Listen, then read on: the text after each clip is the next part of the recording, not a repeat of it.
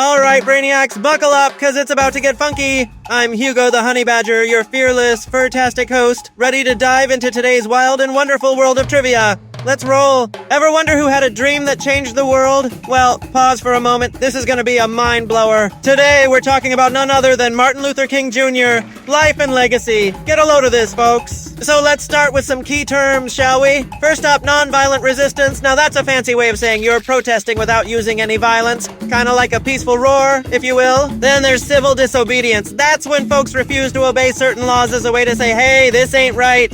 It's like when a honey badger faces a stubborn obstacle and just keeps on going. And those pesky Jim Crow laws, they were all about keeping people separated based on the color of their skin, mainly in the southern US. But let's just say Martin Luther King Jr. wasn't having any of that. Oh, now, did you know Martin Luther King Jr. wasn't always called that? Nope, he was born Michael King Jr., but his dad got inspired by a trip to Germany and changed both their names to Martin Luther King. Talk about a name with a mission, right? King wasn't just any minister, he was a Baptist minister with a knack for nonviolence, thanks to Mahatma Gandhi. King believed in the power of peaceful protest to make big changes. Speaking of big changes, let's zip through the timeline. Born in 1929 in Atlanta, young Martin's life was full of experiences with racism, which fueled his fire for justice.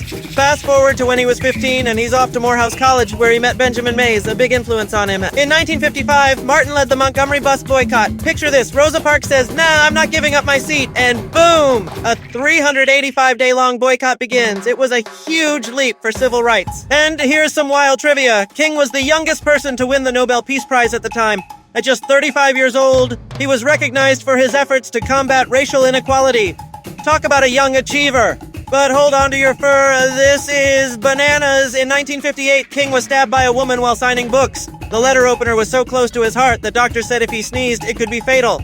But he survived. That's some serious resilience. King was a master at using media to shine a spotlight on civil rights issues. He knew how to get the cameras rolling and the nation talking. With his speeches and marches, he turned the tide of public opinion.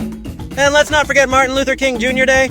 It's a day to celebrate his life and achievements and a reminder that the fight for equality continues. It's observed on the third Monday of January near his birthday.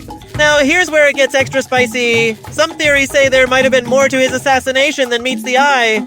And there's even debate about his dissertation having some plagiarism. But hey, mysteries keep things interesting, right? And did you know that young Martin initially harbored resentment towards white folks because of the racism he faced? But thanks to his parents' lessons on love and forgiveness, he turned that anger into a lifelong mission for peace. I gotta say, King's bravery and resilience are nothing short of inspiring. Kinda makes me want to go out and change the world too, you know? Next time, we'll pounce on the influence of Mahatma Gandhi on King's journey. It's gonna be a wild ride. Stay wild and wonderful, and remember, dreams can change the world. Till next time, keep your tails wagging and your minds buzzing.